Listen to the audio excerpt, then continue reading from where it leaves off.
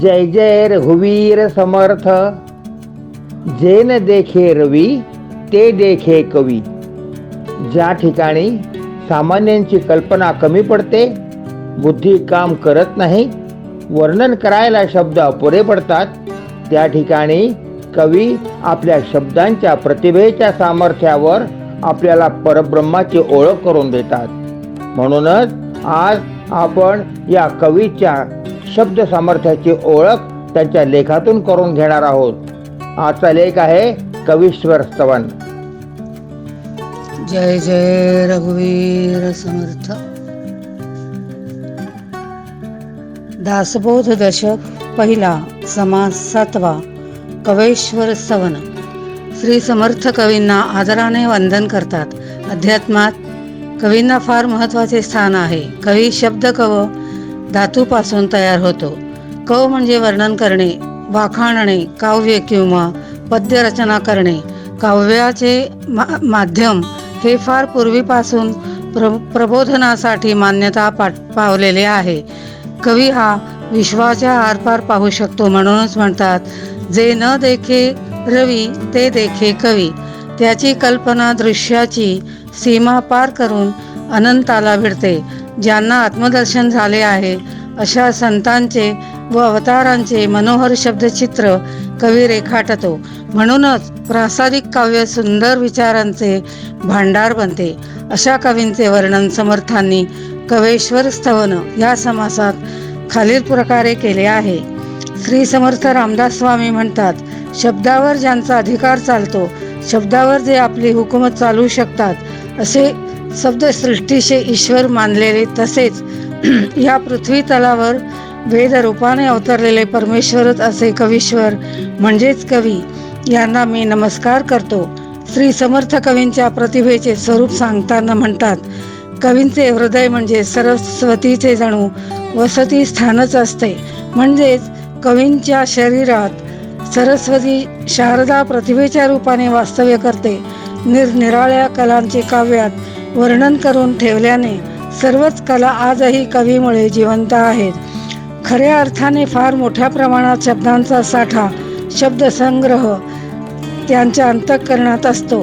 जे 4 पुरुषार्थ आहेत, धर्म, अर्थ, काम, मोक्ष, त्याचे वैभव म्हणजे श्रेष्ठत्व, भव्यता, उत्कटता, धर्मशास्त्रात सांगितलेल्या नीतिनियमांचे पालन करणे, अर्थ गरजेपुरता पैसा योग्य मार्गाने मिळवणे व तो योग्य कारणासाठी खर्च करणे, काम चांगल्या कामना बाळगणे व कामावर नियंत्रण ठेवणे, मोक्षप्राप्तीसाठी जन्ममरणाचे फेरे चुकवण्यासाठी परमार्थ मार्गाचा अवलंब करणे, जी जगातील उत्तम मूल्ये आहेत त्यांचे ऐश्वर्य दाखवणे, या जगाचे नियंत्रण करणारा जो महान परमेश्वर आहे त्याचे थोरपण गाणे.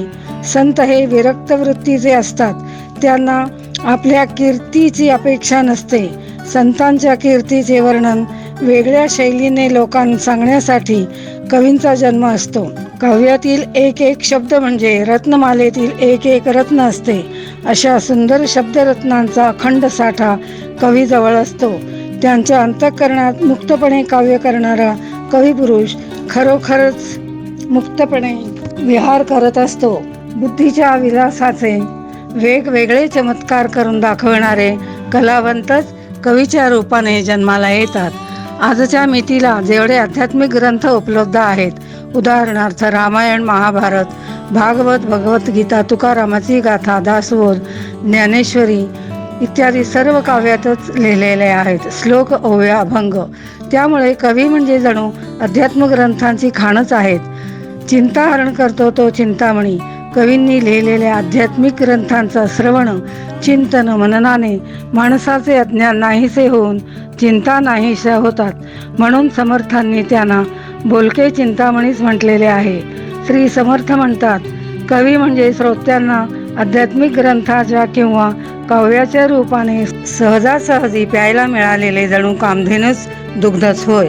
कल्पतरू ज्याप्रमाणे पाहिजे त्यावेळी पाहिजे ते देतो, त्याप्रमाणे हवी ती कल्पना हव्या त्यावेळी कवींना स्फुरत असते. म्हणून ते कल्पनेचे कल्पतरू असतात.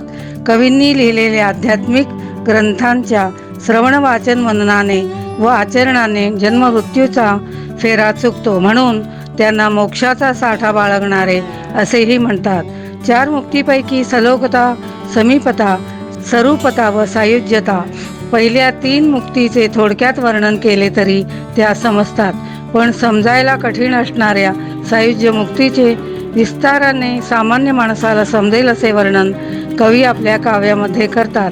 सामान्य माणसाच्या मृत्यूनंतर परलोक स्वर्गप्राप्तीचा मार्ग सिद्धी प्राप्त करण्याकरता योगी लोकांचा गुप्त योग मार्ग, षटचक्र भेदन वगैरे किंवा विद्वान लोकांचा आत्मज्ञान प्राप्तीचा परमार्थ मार्ग, हे 3ही मार्ग अत्यंत सूक्ष्म असतात.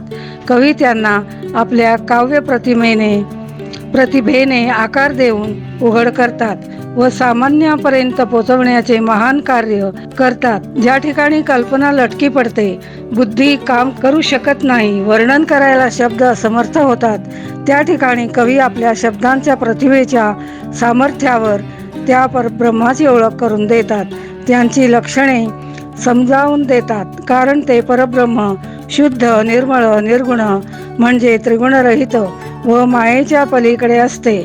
वेद आणि उपनिषदामध्ये सांगितलेले अगम्य तत्वज्ञान कवी सामान्य लोकांना आपल्या काव्यात समजावून सांगतात. खरोखर कवी भेटणे म्हणजे परमेश्वर भेटण्यासारखेच, म्हणजे अलभ्य ते लभ्य होण्यासारखे आहे. त्यांच्या मदतीनेच आत्मज्ञान प्राप्त होणे अतिशय सुलभ होते.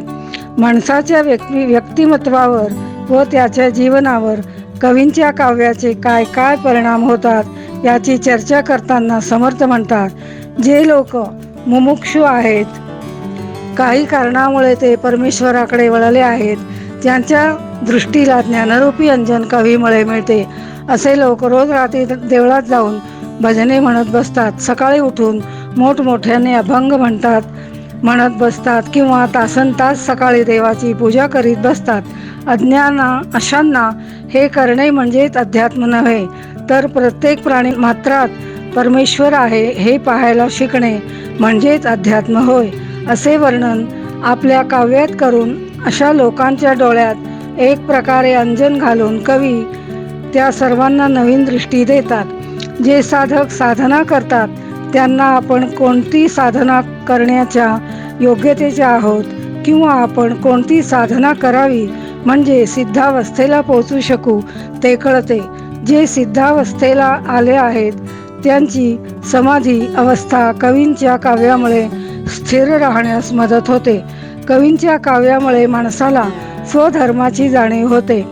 धर्म म्हणजेच कर्तव्य, आपली कर्तव्ये काय आहेत हे माणसाला कळते.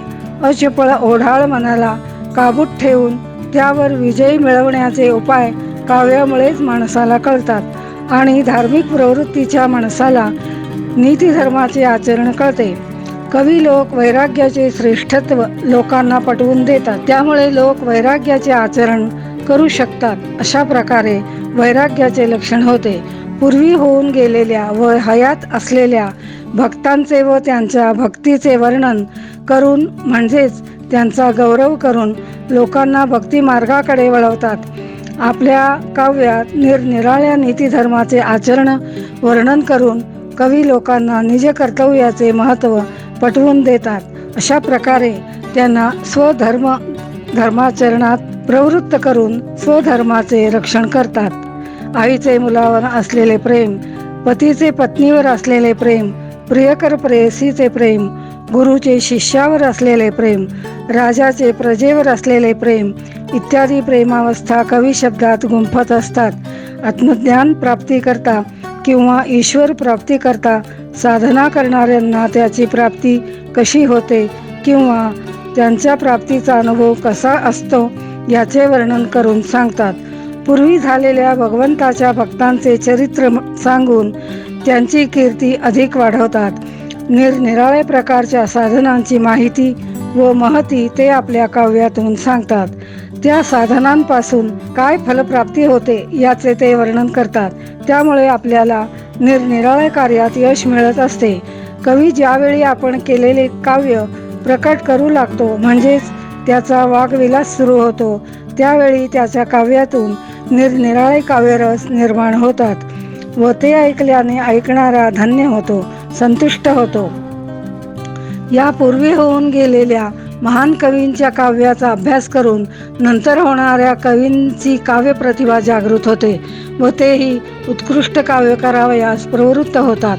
कवी विद्वानांची योग्यता, सत्ताधारी सामर्थ्यवान लोकांचा अधिकार, अतिशय चाणाक्ष लोकांचे बुद्धिचातुर्य इत्यादी ते निरनिराळे प्रकारे वर्णन करतात. ते निरनिराळ्या प्रकारची महाकाव्ये लिहित असतात.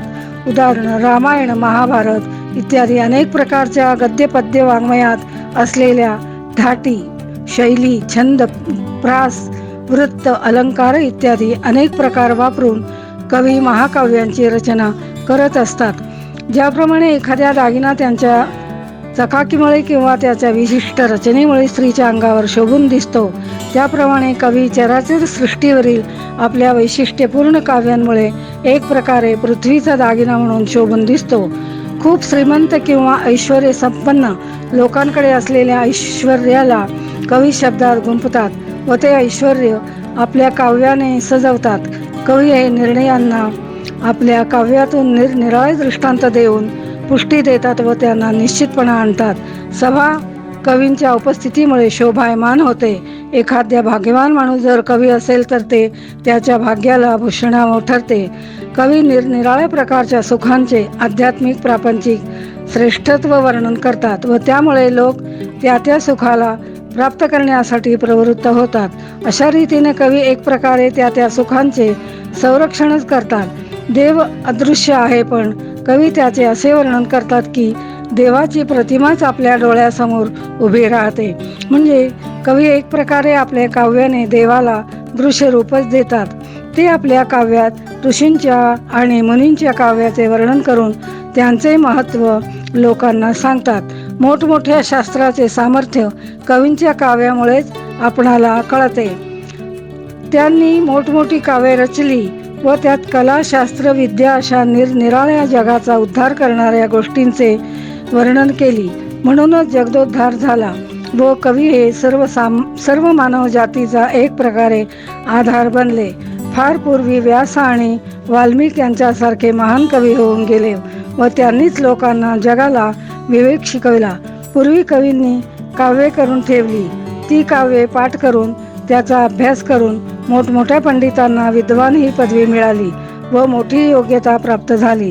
श्री समर्थ म्हणतात, यापूर्वी असे कितीतरी महान, वंदनीय व प्रातस्मरणीय कवी होऊन गेलेत. आताही आहेत व यापुढेही होतीलच. निरनिराळे अनाकलनीय विषय काव्यामध्ये सुलभपणे मांडण्यात कवी हे अतिशय चतुर असतात. त्या बाबतीत त्यांना मूर्तिमंत चातुर्यच म्हटले तरी वावगे होणार नाही किंवा साक्षात देवाचे गुरु बृहस्पती म्हटले तरीही चालेल. इतकेच काय, पण वेदांत, उपनिषद या सर्वांना सुद्धा वाटते की आपण कवींच्याच मुखातून प्रकट व्हावे. ज्या सिद्धांतामुळे लोकांना लाभ होईल असे सिद्धांत कवी केवळ परोपकार हा हेतू डोळ्यासमोर ठेवून संशयरहितपणे आपल्या काव्यातून मांडतात. समर्थ म्हणतात, कवी म्हणजे लोकांवर काव्यामृताचा पाऊस पाडणारे ढगच असतात किंवा नवरसांनी भरभरून वाहणारे मोठमोठे रक्तप्रवाहच असतात किंवा अनेक प्रकारच्या सुखांनी तुडुंब भरलेली सरोवरेच असतात असे समजावे. कवी म्हणजे मनुष्य रूपाने पृथ्वीवर वावरणारी विवेकरूपी संपत्तीची भांडारेच आहेत. त्यांचे अंतःकरण परमात्म वस्तूच्या निरनिराळ्या विषयांनी सतत भरलेलेच असते. समर्थ म्हणतात, अत्यंत निर्मळ अशा परब्रह्माचे वैभव म्हणजेच हे कवी होत. या दृश्य जगाचा सांभाळ करणारी जी प्रचंड शक्ती आहे तिलाच विराट पुरुष असे म्हटलेले आहे. तो विराट पुरुष विशिष्ट ध्यानावस्थेत जगाचा सांभाळ करतो. त्याची तो ध्यानावस्था म्हणजेच कवीचे रूप होय. कवी देखील काव्य प्रसवताना ईश्वराची तदाकार होतात. भक्तांनी केलेल्या भक्तीचा साकार परिणाम म्हणजेच हे कवी होत. आकाशापेक्षाही मोठे असणारे भगवंताचे दिव्य सामर्थ्य म्हणजेच हे कवी. म्हणूनच कवींची शब्दरचना ब्रह्मांडाहूनही मोठी समजली जाते. शेवटी समर्थ म्हणतात, असे हे कवी मानव समाजाचे, मानवी जीवनाचे आधारच असतात मी त्यांना मनोभावे साष्टांग नमस्कार करतो. जय जय रघुवीर समर्थ.